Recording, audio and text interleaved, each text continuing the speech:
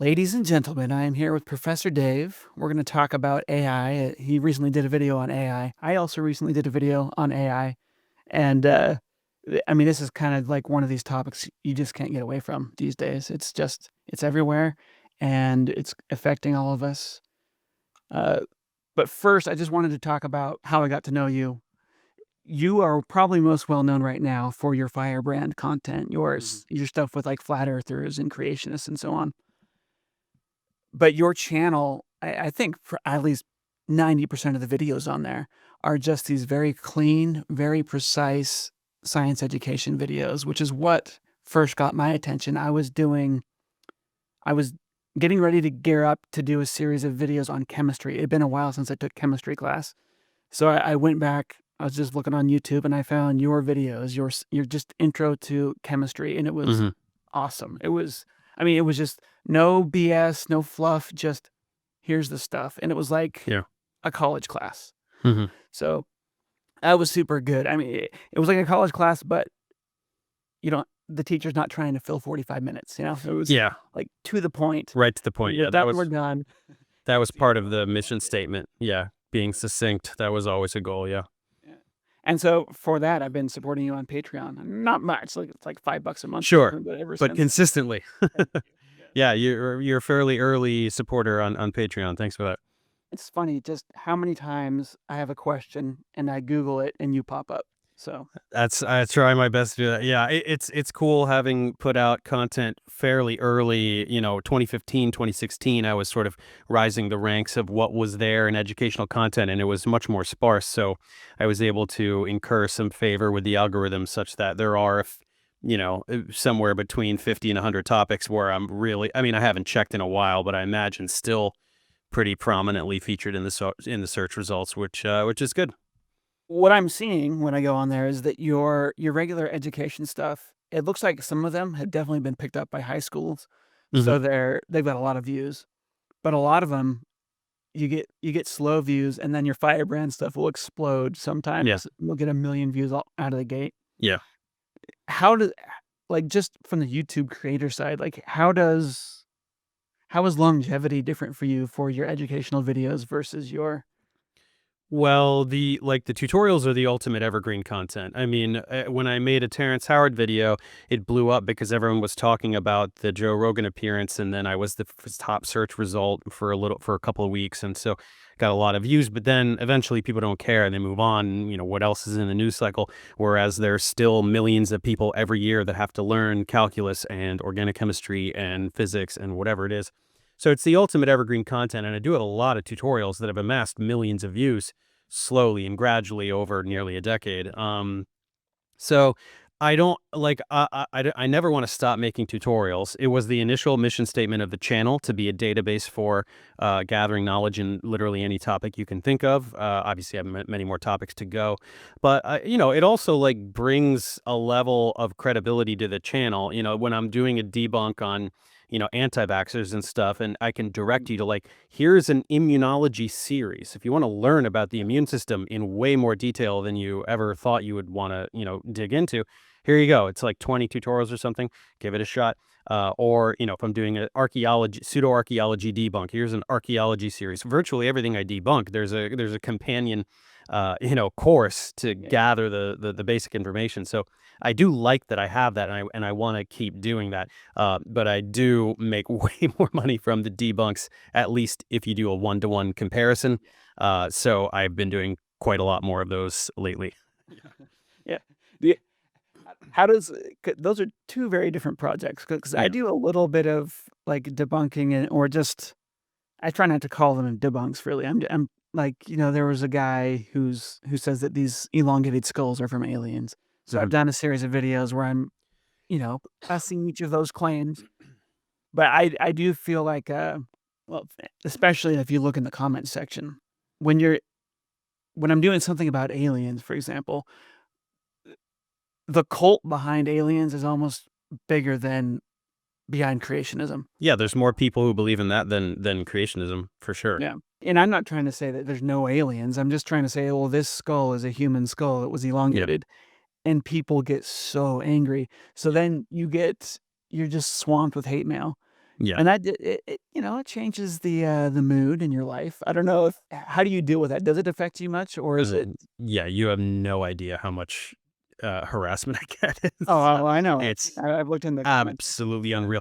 And the thing is that once you hit a certain threshold, you start to get numb to it because and then it no longer really affects how you think or behave because it's just a baseline of like this will always happen every day of my life. Oh, I will be relentlessly harassed yeah, for all of this stuff. So then you just go, well, whatever. So that's a given. So I'm going to do whatever I want and I'll attack whoever I want and be as voracious as I want. Um, yeah, it just goes with the territory. Once you hit a certain level of views and attention, like it's going to happen. And it doesn't help that I go after like every flavor of pseudoscience that exists yeah, yeah, almost. So it's not limited to like just creationism or whatever it is. So, the pseudo-archaeology cult is one of the most toxic. They are just like yeah. just patrolling for anything that is undermining their ridiculous worldview and then pouncing and the transphobes and the this and the that and it's everything. It's constant. So but yeah, it's not as bad as I mean, it's not that bad. The archaeology thing is so interesting because, well, the archaeology and the alien groups really overlap. Yeah, totally. Sometimes you get creationists that go in that realm too, but I think for the most part, creationism is its own thing. Hmm. But I was very interested to see how intense the archaeology stuff is. Like I saw Flint, what's his name? Flint Gibble? Flint Dibble. Flint Dibble. Yeah. It's amazing how intense that is. And then it makes sense when you realize that these are people that run tours and they're trying to Sure. make money over Yeah, there. Billy Carson and all these people. Yeah, they just charge exorbitant fees to Yeah. go to these places with these guys and just have them pretend they know what they're talking about and stuff. Yeah. Flint Dibble is like one of the most unjustifiably maligned people. Like, just all he did was go on Joe Rogan's show and show the world what a lying fraud Graham Hancock is, and then all of a sudden the narrative turned into Flint must be a lying fraud in order to exonerate Graham Hancock. So he is. We've decided that he is, and then all of his minions like his little underlings instruct the cult to just repeat like a mantra, Flint Dibble's a liar, Flint Dibble's a liar.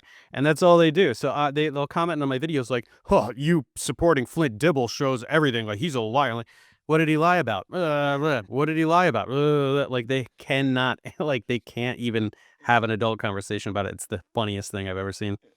So for me on YouTube, out of the gate, stated clearly my animation channel, I have videos on there about evolution that are multi-million views. Hmm. And at first I thought that, I was getting tons of hate mail from those, but at first I thought it was like unique to creationism. Yeah. And then when I started doing this stuff on, skull anatomy, I'm like, oh no, it seems like every topic You're pissing has someone off. has this crazy crowd. And the only topic I've covered that really hasn't had that is chemistry. But even then, I still do get emails from people that like, I have a whole new atoms aren't real. Um, Yeah. and it's like, okay, like, I mean, we have a model, but it's amazing that there even are people in that group that are like, Yeah. no, no, it's not. It's all fake. And physics now too, because of Eric Weinstein and Sabina Hassenfelder, the whole like string theory is soaking up all the fun. You don't even know what string theory is. You have no idea what percentage of physicists are string theorists. Like, they take narratives that sound good to them and then just repeat them. It's bizarre. It's so crazy to watch. The topic of today is this AI video that you did, and I wanted to talk about this because, well, would you consider that to be a popular video or like a lecture style video? Like, how do you classify that It's a for your it's a good own work? it's a good question. It's kind of a hybrid. It's kind of Yeah, in between because it's topical and I'm sort of like I'm not really attacking a particular figure or a fraud. I guess I'm in a way sort of exposing rhetoric of like AI CEOs. Um, so there's a bit of that debunk thing there, but I'm also just explaining some things about how AI works or what it has done thus far. So it's kind of like right in the middle. It's interesting. yeah, yeah. I would say any attacks you were doing was like attacks on the carelessness of Mhm. people that are doing this, because the impacts are way bigger than I think a lot of people people who work in it maybe even think the impacts are bigger than I would, but, the it's a very interesting topic. So, Yeah. you got some pushback from people, so there's kinda 2 uh, some of the pushback would be like, "You've bought into the, AI bros promises that this is Yeah. gonna change everything," which really it's not. And so I wanna talk about that because I actually do think that already, if we stopped any progress on AI models, if you just built around it using classical software, we have the tools to build Big Brother like everyone was afraid of in the past. The thing's strong enough now to cause major problems. It's like the reason it's not is because cultural momentum. It's just no one, no evil bad guy or no dictator has gotten a hold of this and really figured out how to Yeah. start using it. But I think that we're already in a very dangerous position. But I wanna get your take on this claim that you're over exaggerating the dangers that we're in. I don't think anybody could possibly argue that AI isn't already in a place where it can be wielded as an instrument for authoritarian power. I mean, that seems completely undeniable. We're already seeing that in terms of like facial recognition and like the way China does its, the way that China society operates. But that's a completely separate question. I mean, the question is whether super intelligence will arise and if it can destroy us. I'm the first person to admit that, like, I'm not like super tech savvy. I don't know a lot about AI. I don't know what's going to happen. And I said many times in the video, I don't know what's going to happen. Here are what other people are saying. And a lot of people were like, "Oh, you just said what the AI CEOs were saying, and they just like say that stuff to like inflate the value of the AI and like get funding, and and it's not true. Like I very, very specifically included bits from independent researchers, Jeffrey Hinton and like a few others. Like they have no affiliation to any of these AI firms, and they had some of the most alarmist, if you want to call that, messages of any of them. Um, so I'm just saying, like, look at what this guy says. Right. He's not benefiting financially from saying this. He's just telling you what he thinks as one of the world, leaders of the field, right? Yeah. Intellectually, academically. So I don't know. I mean, all I can say is that I didn't know about some of these tests that Anthropic was doing, and a lot of people said like, "Oh, it doesn't know what to do. It wasn't making decisions, and it was instructed to do that." I was like, "No, it wasn't. It figured out. It developed a strategy. It's a problem solving thing, Yeah. and it figured out ways to self preserve. I mean, it's alarming. I don't really see how anyone can't find that alarming and indicative of potential behavior under a certain set of circumstances. Whether those circumstances would ever arise, I don't know, the limitations of the studies and so forth. But I mentioned all that, and all I said was, isn't this interesting? Like, look at this. It Yeah. seems alarming to me. I don't know. For people who haven't thought about this a whole lot, the big difference now with this between if you contrast this with classic programming, here we're building a system that can be trained in a way that you would train a dog. Hmm. It's you're trying it's a thing that can learn, and you try to train it and guide what it's gonna be doing. Use a bunch of data to do this training, and then you try to aim that as well. And it's super hard to do. So you've got this behemoth of a machine, and you're trying to train it, and you're trying to train it in a way that it's not gonna do something horribly wrong. It's not gonna misinterpret what you intended or what you actually wanted it to do. And that is just such I heard someone made an analogy. It's like right now it's like a little baby tiger. Hmm. It's like a cub, and you're raising it and you're training it. It's just gonna grow into an adult tiger. Yeah, I And think that was hinting on Diary of a CEO. I think I included at least part of that clip. Yeah. yeah, it's like yeah, that's a very good analogy. And it's not that the tiger is necessarily gonna kill us all, but it could. And Yeah. then and we don't know if we trained it wrong. We don't know if yeah, it's just it's very Perilous. It's it's a fraught with scary risk thing. and And what we have all of a sudden is we have educated people making apocalypse noises, like the crazy man on the street holding the sign, "The end is near," right? Mhm. And I think within the skeptic community, because I actually go to a thing called the Skeptics Night. That's a club. People who brand themselves as skeptics. They tend to be very skeptical of the tech bros that are making these claims, Mhm. Mhm. and they don't like anything that sounds kind of like Christian-y apocalyptic. So there's kind of like this Yeah. allergy towards apocalyptic thinking. But if if you're someone like me, you think about biology, you think about extinction, you think about Yeah. we're just a species, we can go extinct, Of and we're course. just species, we can get replaced. We can get replaced even by something that we gave rise to. I mean, Yeah. that's how that's how alleles get replaced. They get Mhm. replaced by new alleles. This is normal. So the possibility is definitely there. There's nobody saying that the way that we've lived life forever is normal and is going to continue forever. It's just not. You and I, who have jobs on making YouTube videos, this is like the coolest thing ever. We we happen to be alive at the right time in the right place with the right set of skills and the right ambitions that we're gonna do this instead of, you know, Toiling in the fields. Yeah. being a soldier for some rich Oh, dude. yeah, going to some war and yeah. No, I completely agree, and I think about it all the time. I have a pretty cushy life. Yeah. Yeah, So I mean, it's amazing. And I'm not saying that you don't work hard or that I don't work hard, right. but it's like, But wow, we lucked out. yeah, So it's not bad. the but there's no guarantee that this continues. There's no guarantee that this is not normal, first of all. It's not normal. And there's no guarantee it's gonna continue. And what we're doing is very dangerous. And I just don't think that a lot of people realize that that's the case. Yeah. I mean, like, to think that it's impossible for us to go extinct is insanely naive. I mean, it's Yeah. ridiculous. There are many ways it could happen, and we have to be prepared for all of them, right? The classic example is like the asteroid comes, because that's happened before. That's caused a mass extinction event before. And so you don't go, nah, it'll never happen. You think about it and you prepare. And then ideally, I mean, I think we're not that far away, maybe a few decades from being able to handle something like that, an asteroid on a collision course with Earth, whether we deflect its path gently or blow the thing up or whatever it is. Um, and then pandemics, we have to prepare for the event of a deadly pandemic, and this is just another one in that list. Like it's just another thing that could go wrong to kill us all.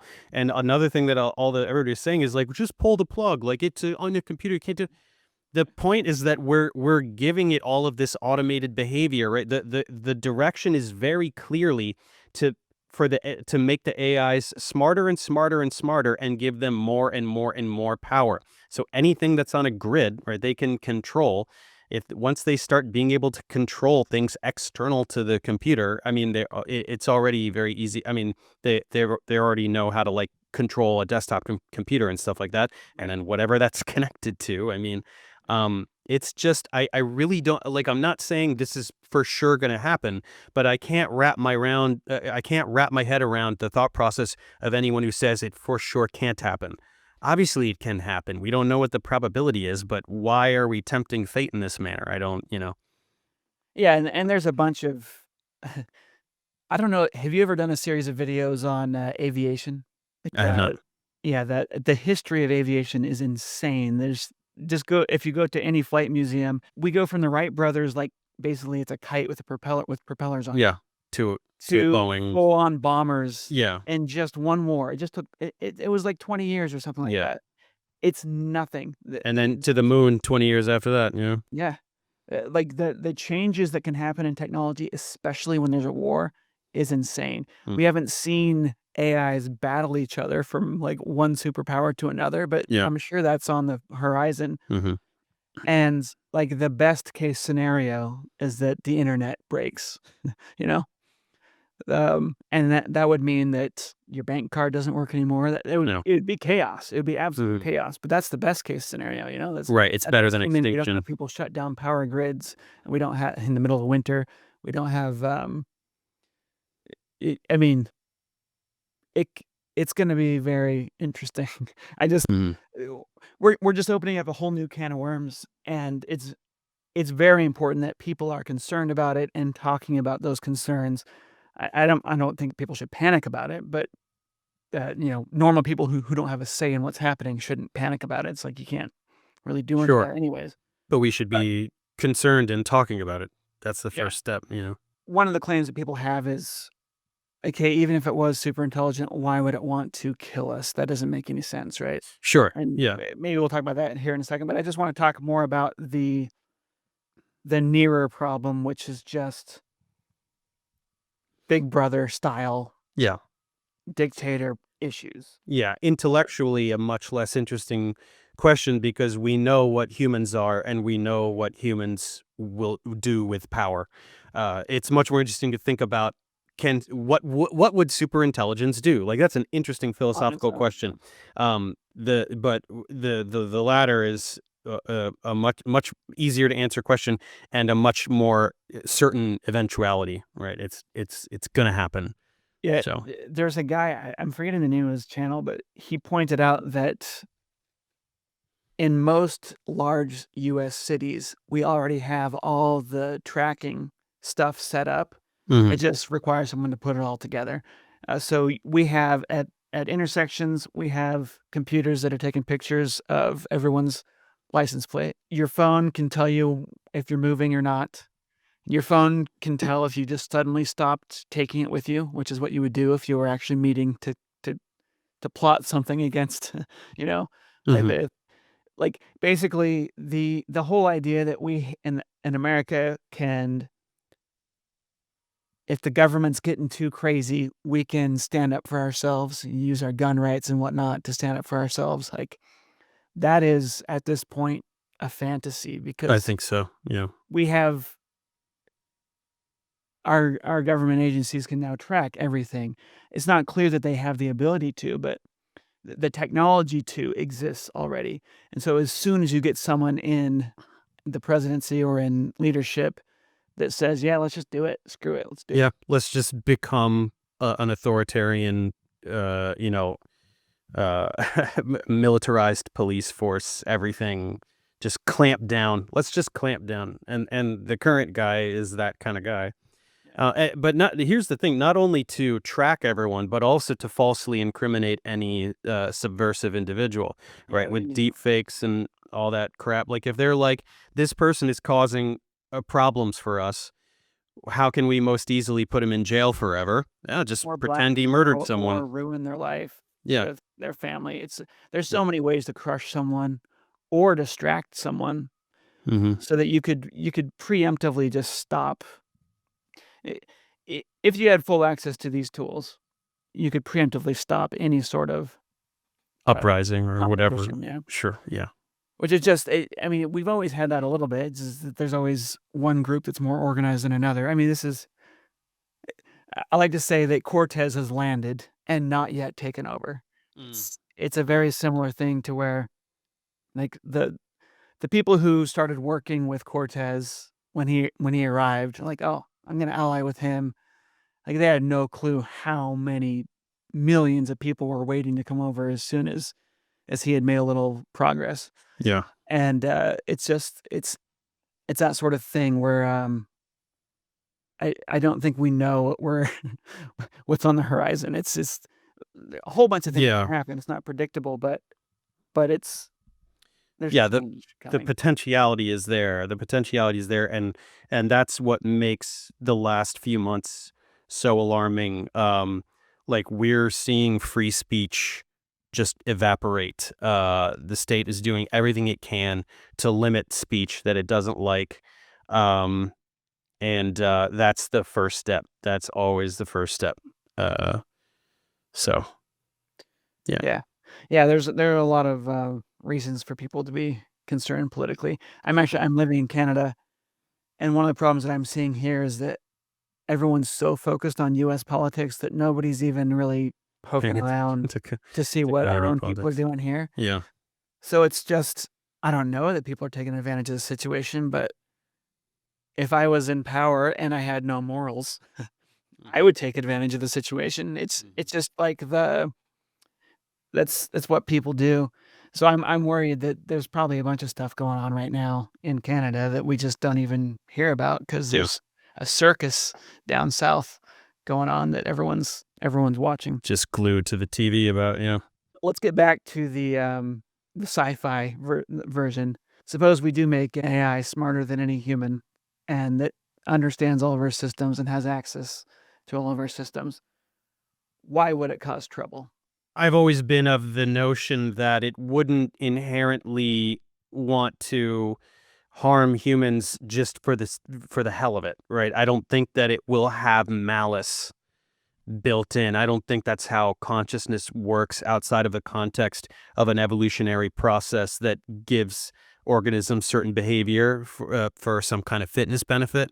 Well, Um, hold on real quick. You said consciousness. I actually don't think it needs to be conscious. It just needs to sure. be doing what it's doing now. I don't Yeah. know that these things have anything like consciousness, but Mhm. the Well, not intelligent. yet, but I mean, I feel that they're on the precipice of it. Okay. Once you have problem solving ability and self awareness, I mean, I think that that's basically there. It's a gray area. I don't know how to diagnose it, but I mean, it's not far, if it's not there. But I think that all you need is for humans to be perceived as an obstacle to its own goals for Yeah. something to go wrong. That's really it. So Yeah. Either all humans or some humans or most humans. sure. And one of the things that I was pointing out in the video that I did on this is that already we have AI being trained in security. So you've got these AI systems that know how to detect a human threat, predict that human's behavior when the human has been detected, because we're putting these in like this little spot robot. They're being Hmm. used as security guards. Yeah. They're not supposed to attack people that are breaking into a facility, but they're supposed to report it. But that means that this animal's or this robot dog is the AI for it is being trained in human behavior. What does a human do when they get caught? How do you how do you appropriately respond to an intruder? So it's already knowing that it's supposed to defend stuff Hmm. and that the human is the bad guy. So you've got a bunch of cases where it has this in its system. And if that somehow gets magnified as its prime goal for a while, that yeah, it's just we don't know how these systems work. We are hoping that we aim it in the right direction and that it just never goes sideways. I'm not saying it will go sideways. I'm saying it could go sideways. And if it Yeah. does go sideways, depending on how powerful it is at the time that it goes sideways, we could really be screwed. I agree completely. Hmm. Yeah, wasn't there was a Black Mirror episode I seem to remember that it was like a sort of a post-apocalyptic scenario, and most of the episode was just some woman running away from one of those one of those robot dogs that was like clearly AI powered, and like that was most of the episode. But it was like, yeah, this is pretty much how it would go, I think. Yeah, and that Yeah. could be because the AI itself decided to kill everybody, or just because you're on the wrong side of a You're war and on someone's the got more wrong power. property or yeah, territory or just yeah, this is a threat. I got to get rid of this woman. Yeah. Yeah, we've gone through enough wars in our lifetime that we know that it's like people give up their humanity in a war Sure. quickly, and they just try to win, and it doesn't matter. Like you can get stuck on the losing side of a battle very easily. It's luck. So there is one of the things you talked about in your video that I really liked you focusing on this was this arms race.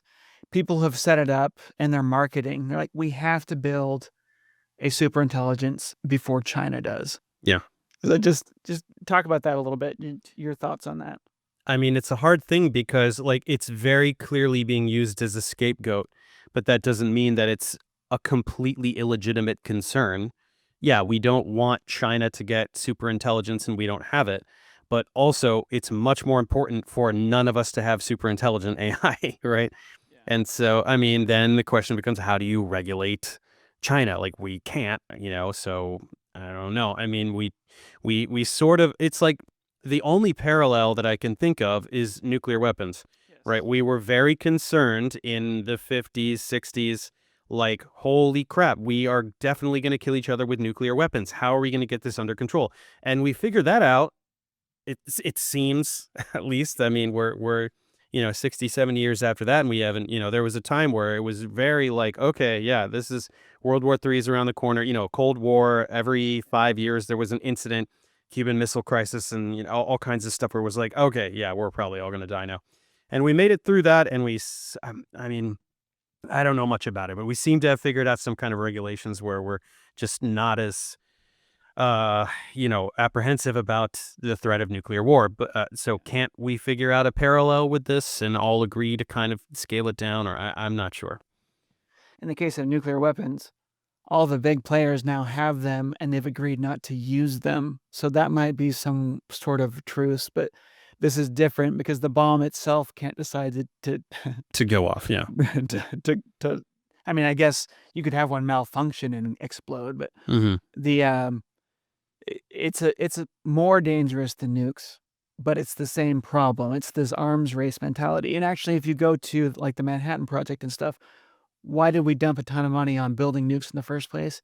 It's because someone realized, theoretically, this is possible. Theoretically, we think this is possible. And if I know this, they know this, Hmm. because we all have the same physics at this point.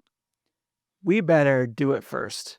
Yeah, to So have there's leverage. this very interesting panic that starts. So we had panic when we realized that nukes are probably possible. That caused a panic. It caused an arms race. We have a panic right now with AI. We think it's possible to build a super intelligence. We're not sure, but we think it's possible. We better do it before someone else does. And I would argue that we had a very similar thing, like when Christopher Columbus discovered the Americas, right? When he told Europeans, like, hey, there's a whole nother continent and it's huge. I don't think that was so much a pleasant thing for them. It was a panic because all of Europe had been in war with everyone was at war with each other since forever. And they knew if we don't exploit this new land first and get the riches from it, our neighbors are, and Yeah, then they're going we're to screwed. kill us. Yeah. So it became this existential crisis. And what you see happen when there's an existential crisis like that is all morality goes out the window. There was slavery before Columbus discovered the Americas, Yeah. but But not on this scale. we weren't putting like thousands of people on these slave ships and shipping them across. Like the most disgusting thing I've ever seen. Like I was probably in fourth grade when we saw this. We had a textbook that had a picture of a slave ship and how crammed people were on there. And then I got home and I had to lock myself in the bathroom so I could be upset and cry about it. But Hmm. the things we did were so disgusting, and we did that because In the name of people in power, expansion, and yeah. they weren't thinking about the little guy. They were terrified of their enemy, their enemy of the state. And we're seeing this right now. Like when you see millionaires dumping money into this, billionaires dumping money into this, when you see governments getting behind it, they're in panic mode and they are not worrying about how it's going to affect individuals. They're in panic mode. Hmm. And it's like But it's panic mixed with greed. I mean, it's yeah, both, yeah. Yeah, and then that was the same with colonizing the Americas, and Yeah. and I think you can say the same with building nukes first. It was a panic. We have to do it first, but also if we do it first, look at all the power we're going to Look have, at all the power. and it Yeah. really was that made America a superpower. The Kept that premier superpower status global until superpower. Yeah. it's shaking today. So, Sure. Which arguably I think it's still hanging on, but yeah. Hmm. uh,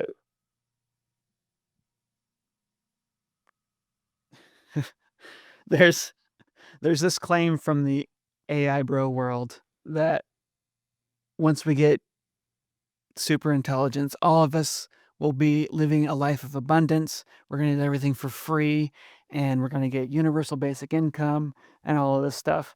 Yeah. I mean, Curious your take on that. look, that's the way that it could go and should go if the people in power were virtuous, generous people. They're not, so I don't buy it. Um, I think that it's going to look more like Blade Runner than anything else. You know what I mean? It's just going to be it's going to be a teeny tiny oligarchy and a massive peasantry. It's going to be used to push things in that direction. I mean, the goal would like UBI and all these things. Yeah, it's like that's the natural progression of human civilization in a true democracy where everyone's voice and existence counts and matters equally. So it's a logical thing to think, but it's just not compatible with the current power dynamic, and certainly, and it's only getting worse. I'm only getting more and more Yeah. concerned year after year of how the power structure is organized. I think about a lot of these things in a very less moral and more incentives, which I think you're good at doing this too. I've seen you make a lot of these incentive arguments. Like the incentives are bad, and so people are going to act bad. Hmm. Uh, there is this type of morality that we get. Like you see it, you see it if you watched the documentary or it's not a documentary. There's the Chernobyl HBO series, right? Hmm. And the thing that's really cool about that, and I now have Ukrainian friends because we've got a lot of Ukrainian immigrants here. There's this very it's deep bond between Ukrainians and this mission to create a better future, and we're all doing this together. And you see people exploit that as well. Of course, there's a lot of problems with communism. And I'm not trying to make a pro-communist argument, but then you see in America you have this as well. It's even with the capitalist stuff. It's most people are trying to be productive in their day-to-day work. They're not just trying to make money. They're trying to be productive. They're trying to create something worth selling. Most people are, even in a big society like ours, where you don't even know your customers personally, you still care about them. Like my brother runs a company and he cares about the clients that are buying his products. You and I make these videos. We care about people who are watching them. It's interesting. Like we have this strong moral drive, but it's when the shit hits the fan that stuff goes like those good intentions kind of go out the window. And so when Yeah, I like to think of universal basic income. Imagine that you go to the pet store and you just buy 1,000 goldfish and you set up an aquarium. They're just the feeder fish. You're feeling like, hey, these things are going to be fed to some animal. I'm going to save them. I don't know. It's just kind of fun. I have an aquarium full of goldfish. In this case, you represent the AI bro that owns the AI that everyone is now using, and you're now just supporting them all out of the goodness of your heart. Well, you're probably gonna find like 5 or 6 of them, and the 1,000 goldfish that are actually interesting. Maybe you actually name 5 or 6 of them, and they're all cool. Well, what happens when your house lights on fire from some accident? What happens when you're suddenly distracted from your cool little kind of cool aquarium? You're just gonna abandon them and address the fire, save your own family, save the people close to you. totally. Maybe if you have time, you'll try to save the 5 or so that you like that were in the aquarium, but Yeah, you just can't care. one quick scoop of the net. Yeah, I got you guys. Yeah. So that's I just even if you're a moral person and you started out because you care about the well-being of these goldfish, right? Yeah, and we have plenty of reason to doubt the moral integrity of Yes. Musk, Zuckerberg, a lot of these AI guys. A lot of double speak and stuff, and I don't think any of them are good people. So Yeah. do with that information what you will. Yeah, and I mean, even just trying to find what is a good person when you're talking about international, um, so many questions that we have as to how we should run our society. Who should we support in a war? What's over the line? What's okay? What's not for Ukraine, for example, as it's defending itself? It's like these questions, a lot of these questions, the answer there's only gray. Uh, there's not good and evil. It's gray in a lot of these situations, Hmm. and even if you want to be good, whatever that means. I don't think that. I mean, I don't know much about Ukraine, but there are other conflicts like Israel Palestine's not gray at all. That thing is black and white. And when you have these tech CEOs like Zuckerberg is very complicit with a desire to censor any pro Palestine content on his platforms. It's rampant. Stories, posts, accounts that just do nothing but show the carnage in Gaza are deleted every day, Right. constantly, and he's okay with it. He just bends right over for whoever's in power. and that's not moral good, right? The moral good is that which aligns with the needs and the survival of the many, as opposed to the desire for power of the very few on top. It's a pretty easy way to demarcate moral versus immoral. So for me, yeah, I don't know. I look at all these guys, Musk, Zuckerberg, they're all in it for themselves and nobody else. Uh, So yeah, it was interesting. Were you surprised when Elon Musk made the turn, or did you see that coming? Because it's a for very me, good. I saw him as just like a smart guy that was doing good things and trying to, I don't know if it was the ketamine or just he started talking more, and so we got to know him better, but I Yeah, was pretty shocked. I was skeptical and never really bought into the genius, thing. I just thought of him as a wild card. You Yeah. know what I mean? I thought whatever crazy thing this guy might do, it could be good, it could be bad. Let's let it play out. But I mean, everything he was doing to influence that particular race in Minnesota, and then the Doge crap, it's just like, oh, okay, yeah, all the cards are out on the table now. I know exactly who you are, and you're never Yeah. coming back from this. You're a horrible, horrible person. So, Yeah, it's my a friend of mine, he had just bought a Tesla before all that stuff happened. mhm. He's like, "Oh, man." He's like, "I Got to put a sign on the I car bought saying, "I'm sorry." this environmental hero by my neighbors." Yeah. You know? Oh. And then he left the country for a while because he does, he does this volunteer stuff in Mexico. He's doing a bunch of really cool stuff down there. He's like, "So I go down to do my project in Mexico. I come back and now, like, I'm like a Nazi in my neighborhood." I'm like, "Oh, crap." Mhm. He didn't buy the Tesla truck, but, Okay. he had a Yeah, that thing is hideous, man. yeah, it's been interesting watching this happen. I can't handle it. I just ignore the news now, but that's probably not a good idea either. Well, we can't all do that. Yeah. Yeah. Yeah. Yeah, it's easier for me because I live in Canada and, Oh, sure. Yeah. I mean, I understand the sentiment, right? It's yeah, we're all you plugging in and out, as much as our sanity will tolerate. But it's we need to be vigilant here. I mean, yeah, I don't know. Like to me, it's just crazy. Like the Charlie Kirk thing, like the way the government is clamping down on anyone like saying anything negative about Charlie Kirk. It's like, are you insane? Like, what is happening to free speech? Like, it's just such a very clear erosion of free speech right in front of our eyes. yeah, Um, Coupled with like throwing people in detention centers without any due process, and like yeah, revoking visas for going to pro-Palestine rallies and stuff. It's just like what is it going to take for the MAGA cult to like see what's happening, right? There, all of these free speech absolutists are supporting this intense erosion of free speech, which is the first thing on the slippery slope to fascism. It always is, every time. yeah. So Yeah, people are like people are pointing to instances where it was the left censoring free speech.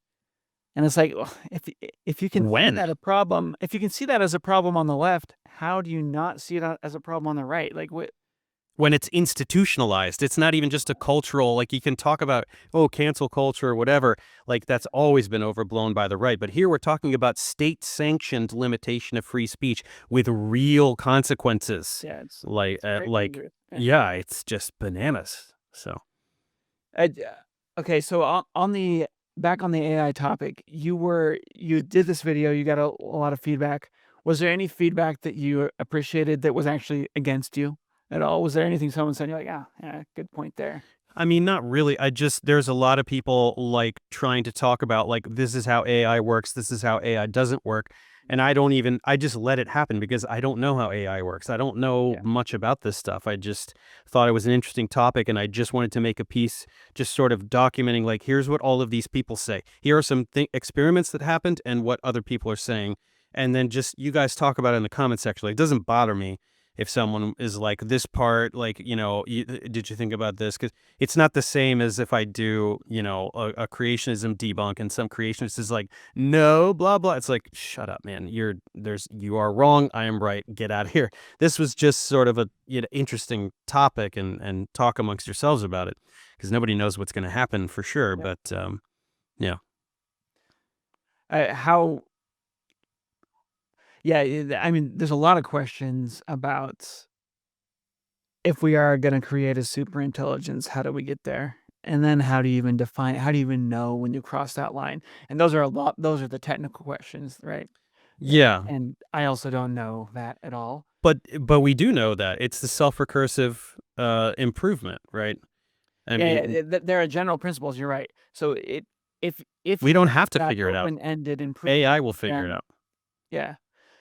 And the thing is too, that people have been worried about this for like 50 years. There have been people that have been worried about it and writing about it. And if you look at their concerns, even before they knew anything about how it was actually going to play out, Yeah, the dangers that they were warning about, we're already sure. seeing them. So I mean, Terminator 2 was like, oh, it's the AI, and then it's gonna be policing everything. Well, we're already seeing AI being used to police things, and you can preemptively stop a crime, like if Minority you're Report. in one of these states that's using it at the state level, where they can. Because look, if you have a bunch of people that are trying to fight for their rights, and you are a dictator and you're taking rights away, what are those people going to have to do? They're going to have to coordinate their actions with other people. They're going to have to meet with other people. Hmm. Well, you don't want to bring your cell phone to those meetings. But we now have data where we can be like, oh, I've seen that these people are radicalized in this way because I know what they've been reading All of their online. posts and all the website, any website they go to, whatever, etc. I know that these 5 guys know each other and they're all radicalized in the same way. And I know that every Thursday night their cell phones don't move at all at the same time. Hmm. And so then I look at the license plate photo data, and I see all of them are going to this one bar. Well, now I know that I just need to put a microphone in that bar, and I can figure out what's going on. So you're just the ability to fight back. This thing that we have, the what is it, the Second Amendment right for the right to bear arms that everyone is trying to protect. If you talk to people that are hardcore about that, they say, "What's the point of this? It's to resist government control." Yeah, Uh, Well, guns ain't with gonna help. technology, it doesn't matter how many guns you have. They can literally just ruin your life without shooting you. They can just blackmail you. They can whatever. It's Yeah, but also they can just send a drone and blow your house yeah, up if it yeah. comes to that. So, They could just yeah, literally take you out. So yeah, we're entering a very it's a very dangerous new era. new And it's frontier not here. clear uh what we Yeah, can do about it. So and I it's I like, do think I don't want to panic people, especially I'm people who I'm want. panicking because the thing is this: if you just had some ho hum establishment Democrat in office, I'd still be like, it's heading that way, but at a snail's pace. You know what I mean? It would be everything kind of like, still okay. Let's like keep the citizenry somewhat happy, and let's not completely erode all civil liberties all at once. Trump is a fucking maniac. Like, he's just trying to demolish anything that prevents him from accumulating power and elevating executive power and putting himself above the Supreme Court and all of these other things. Like, he's just at breakneck speed heading towards authoritarianism. He's sending the National Guard into all these cities. It's just it just makes me feel like we could be in this weird sci-fi post-apocalyptic scenario before the end of his term. And Yeah, I don't like, I'm like, what if he prevents the next election from happening, right? He's just like, nope, yeah, no election. I'm going to stay in power because I'm going to manufacture some kind of nationwide crisis and invoke some weird amendment that says in this kind of turmoil, like, I can just stay president and become a dictator. Like, he wants to be Putin, and he's trying to become that sort of a figure. And I just like, he's gonna try to do it. Like, there's no way he's not gonna try to do it. So yeah. It really does look dangerous. I'm like, Yeah. I try to really I really try to be open-minded about where this could be heading, and it just does not there's just nothing about it that looks good. It's just Yeah. it's not normal, and it's not American. Like, uh, Yeah, it's like it is very weird, and do like you know okay, so online, of course, we come up with hardcore Trump supporters all the time that'll yeah. pop up, and so if you say anything about them that's at all negative, they say you have Trump derangement syndrome and so on. But in real life, I know people, I have friends who voted for Trump, and everyone I know is now like, "What? I didn't I didn't I this didn't wasn't sign up for cool." this. Yeah. So, my experience in real life is that the people I know who voted for Trump, they have now abandoned him. I don't know what things are like in your circles or how common that is. Like, I don't know if he's to me, it looks like he's lost a lot of actual support from moderates. Yeah. No, he must have. I mean, I don't know any pretty much any Trump supporters. I don't run in those circles, but I know they exist. And I mean, the thing is that it's like it's not even that easy to like make an assessment or like kind of take the pulse of the general public based on social media behavior because it's just overrun with bots and all kinds of things anyway Yeah. to And purposely yeah, obfuscate the situation so that you cannot tell like whether support is eroding or how public opinion is changing. Like it's just yeah. everything is just shrouded in confusion, and it's just hard to even know where to look to get a sense of what everyone's thinking. Yeah, it's very hard to take a pulse from social media, even before there was bot invasions, right? Hmm. There's just people behave different online. You feel safe and you're behind your computer Right. and you just behave poorly. This is Yeah. if you're triggered, you behave poorly. The signals online are exaggerated, but then it seems like that exaggeration is not now bouncing back out into the real world. Sure. It's becoming the real Yeah. opinion. January 6th was the first clear manifestation of that energy, and Yeah. it certainly has not gone away. I mean, Yeah, and the recent assassination is another example of that, like, sure. I don't think that I think that before online culture was exaggerating everyone, like, that wouldn't have happened. You don't just shoot someone that you disagree with, even if they're being a jerk, and it's Hmm. like, we things got supercharged, and, we need to simmer down. Yeah, well, I mean, I think people Calm are down. are are acutely aware of the stakes here. Like, this is not just a normal, this is not politics as usual. This is not the Reagan administration. This is not even the Bush administration. Like, this is just it's a completely unique time in American history, where we're seeing the entire structure of of the country change in bizarre ways, and none of them good. Yeah. And so there's a lot of panic, and I don't know. It's like time for like have your overnight escape plan.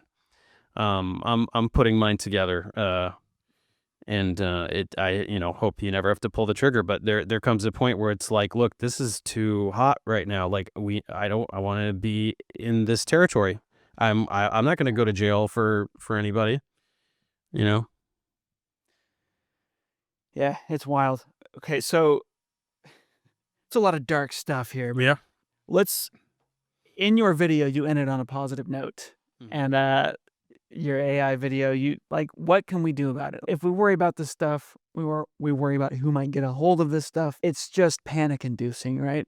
Sure. But there is something that people can there's some things that people can do, and I don't know if you have if you remember the name of the charity off the top of your head, it's like Control AI. what's that? Control AI. Control AI. Tell me about that group. So they're working to sort of inform legislators in America and the UK, as to the risks of superintelligence and try to convince them to make progress towards developing legislations that will limit or slow down AI development or ideally outright ban the development of superintelligence. Mhm. I mean, the goal is to ban the development of superintelligence worldwide, and to do so purely through bureaucratic legislative means. Because I mean, the thing is that there's still like we're in a place globally where the corporatocracy is in charge, right? But it's not like 100% control. There are still governing bodies that can exercise power, and if that weren't true, nobody would lobby anything, right? That lobbies exist and spend a lot of money to try to influence legislation is indicative of the fact that legislation has power to an extent over the private sector, and so we want to inflate that power and inflate the ability of governing bodies to control tech firms, not control, but just limit their power, and limit their ability to do. It's like if we want to limit the ability of some corporation to dump toxic sludge in a river, right? No, there's laws. You can't do that. And if you do that, we'll come over there and give you fines and shut you down or whatever it is. Same thing here, just it's a little more esoteric, but Yeah. you know, so it seems trite, but just if the more the citizenry makes contact with legislators and voices their opinion, I mean, it does something. It does have some influence, and it takes next to no time or effort. So it's a start. But that's the goal, is to get legislation on there to curb this. So Yeah. So the website again, control AI. controlai.com is it? I think so. I forget. Just look up Control AI. It should come up right away. I will have a link, folks, Yeah, in the video it's description yeah. where you can. Go to my AI video, and it's in the description and everything. And yeah. Yeah. Cool. Hmm. Uh, all right. One more question. One Sure. more positive note question. What is the next classic Professor Dave series that you're planning to do? Oh, like tutorials. Yeah. Yeah. Let me take a look at my little document here. I have a good one actually. One thing that I'm preparing to do is a series on the Apollo missions. Because someone contacted me who has a tremendous amount of knowledge on those missions and also access to extremely rare footage that almost nobody has seen. Awesome. Yes, so it's going to be really cool. It's going to be a bunch of footage of the Apollo missions that nobody has seen, and just narrating, how each, the goals of each mission and how it went and what transpired and everything. So that's going to be super cool. I know almost nothing about those missions. I know about Apollo 13 because of the movie. And I know about, the time the first step onto the moon. Right, 11. But Yeah. yeah, but it's like, yeah, see, I didn't even know the number. I didn't know it Mhm. was Apollo 11. But yeah, that's such a fascinating time of history and such a crazy, I can't believe we did that. It's amazing. So yeah, that'll be really cool. Yeah, should be cool. And you'll get a lot of conspiracy theorists. Probably. But I think that one, just because of the footage, I think I'll get more just space enthusiasts. Yeah. Yeah. Yeah. That's cool. Well, I'm glad to hear that. I'm glad to be supporting that at $5 a month. Yes, that's right. Well, at this point, I mean, you've bought me a very nice steak dinner, if you count up all the months. So yeah. Mhm. Cool. Well, Dave, thank you, and keep it up. It's good to have you out there Of doing course, doing the good work, and that you're accessible. That's great. I'll keep doing it. Yeah. Yeah. You as well. Yeah. Thank you. Mhm.